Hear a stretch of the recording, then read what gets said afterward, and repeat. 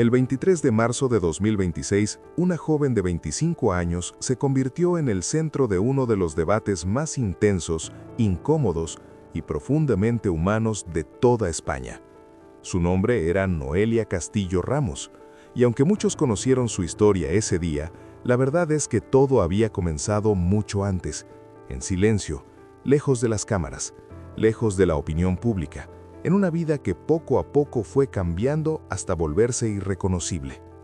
Porque Noelia no siempre vivió así. Con el paso de los años, su estado de salud fue deteriorándose progresivamente hasta dejarla en una situación de dependencia casi total, donde acciones simples como moverse, salir o incluso realizar tareas básicas se transformaron en verdaderos desafíos, y donde el dolor, tanto físico como emocional, dejó de ser algo ocasional para convertirse en parte de su rutina diaria. Pero acá es donde empieza la primera gran pregunta que divide a todos. ¿Hasta qué punto una persona puede soportar una vida así antes de tomar una decisión extrema? Durante mucho tiempo, Noelia convivió con esa realidad, adaptándose, resistiendo, intentando seguir adelante. Pero el desgaste fue acumulándose, y lo que al principio parecía tolerable, con el tiempo se volvió insoportable. Fue entonces cuando comenzó a considerar una posibilidad que para muchos es impensable, pero para otros representa una forma de liberación. En junio de 2024 decidió solicitar la eutanasia, amparándose en la ley vigente en España desde 2021, una ley que permite a ciertos pacientes poner fin a su vida bajo condiciones estrictas. Pero lejos de lo que muchos creen, este proceso no es rápido ni sencillo. Implica atravesar múltiples evaluaciones médicas, informes psicológicos, entrevistas y revisiones por parte de comités clínicos que analizan cada detalle para determinar si la persona realmente está en condiciones de tomar esa decisión. Durante meses, Noelia pasó por todo ese proceso, respondiendo preguntas difíciles, enfrentándose a evaluaciones constantes y reafirmando una y otra vez su voluntad, lo que abre otra pregunta inevitable. ¿Qué tan firme debe ser alguien para sostener una decisión así frente a tantos filtros? Finalmente, el 15 de enero de 2026 recibió la autorización oficial. Su solicitud había sido aprobada. Todo indicaba que el proceso había llegado a su fin, que su decisión iba a ser respetada. Pero en ese preciso momento comenzó el verdadero conflicto, porque alguien decidió intervenir, alguien que no estaba dispuesto a aceptar ese final. Su propio padre, un hombre de perfil bajo, trabajador durante años, completamente alejado del mundo mediático, que había construido su vida alrededor de su familia y que al enterarse de la decisión de su hija reaccionó de la única manera que conocía, luchando.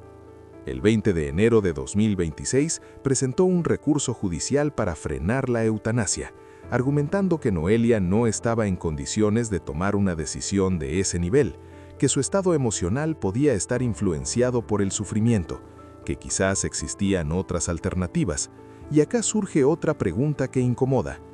¿Puede un padre aceptar la decisión de su hija de morir o tiene la obligación de impedirlo? Para él no era un trámite legal, era su hija y estaba dispuesto a enfrentarse a lo que fuera necesario para mantenerla con vida. Así fue como lo que hasta ese momento era una decisión íntima se transformó en un caso judicial que rápidamente captó la atención de todo el país. Los medios comenzaron a cubrir cada detalle, las redes sociales explotaron y España quedó completamente dividida en dos posturas. Por un lado, quienes defendían el derecho de Noelia a decidir sobre su propia vida, sosteniendo que nadie más podía entender su dolor.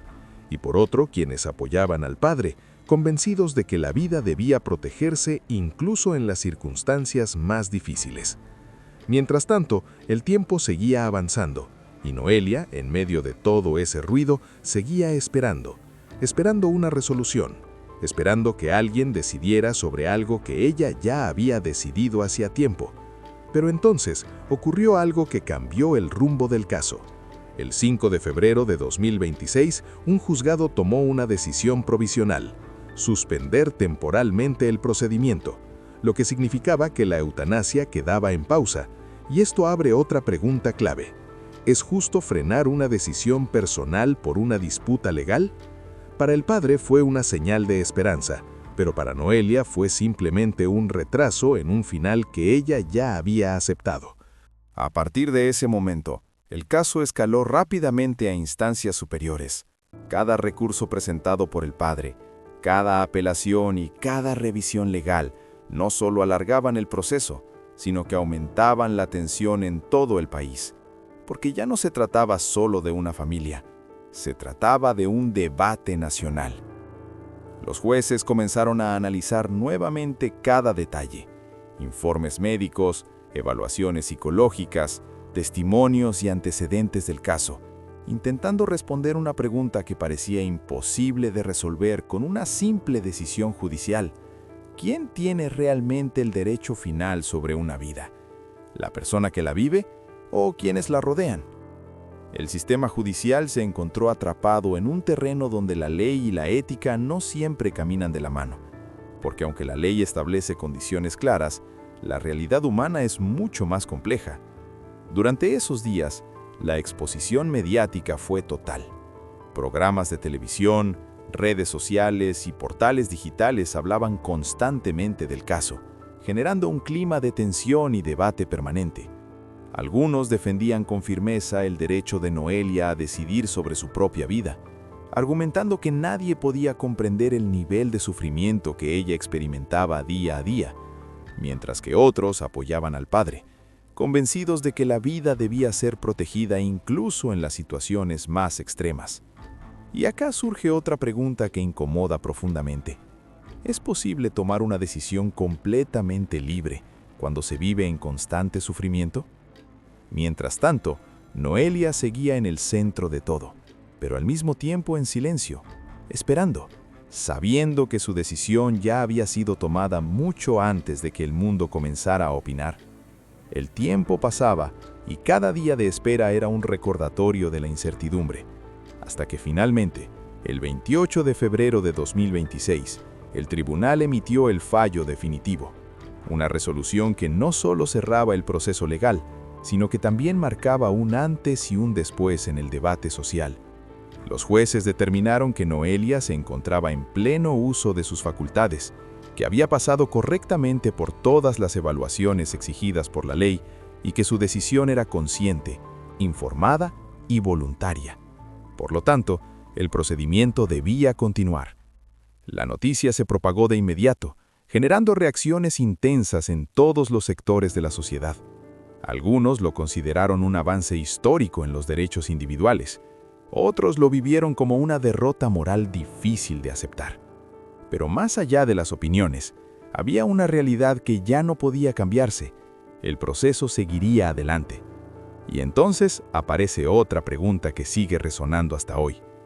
¿Hasta dónde debería llegar la libertad individual cuando está en juego la vida misma? En los días previos al desenlace, el silencio comenzó a reemplazar al ruido mediático, como si todo el país estuviera conteniendo la respiración ante lo inevitable. Y así fue, como el 23 de marzo de 2026, en un entorno completamente privado, sin cámaras, sin declaraciones públicas y sin ningún tipo de espectáculo, se llevó a cabo el procedimiento. Un final silencioso para una historia que había hecho tanto ruido. Un cierre íntimo para un caso que había sido expuesto ante millones de personas. Y es en ese contraste donde surge otra reflexión inevitable. ¿Por qué las decisiones más personales terminan convirtiéndose en debates públicos? El caso de Noelia no dejó una respuesta única. Dejó preguntas, dejó dudas, dejó una huella profunda en la sociedad, porque no encaja en las categorías tradicionales. No es un crimen, no hay un culpable, pero sí hay un conflicto real, humano y profundamente difícil de entender. El derecho a decidir sobre la propia vida frente al deseo de quienes quieren protegerla. Una historia que incomoda, que divide y que obliga a pensar. Porque al final todo se reduce a algo muy simple, pero al mismo tiempo extremadamente complejo. ¿Qué harías vos en su lugar? ¿Respetarías esa decisión o intentarías cambiarla? Y si fuera alguien que amás, podrías dejarlo ir. Ahora quiero leerte. Deja tu opinión en los comentarios porque este es un tema donde cada punto de vista cuenta. Suscríbete y activa la campanita porque subimos videos todos los días con historias reales que te van a hacer pensar.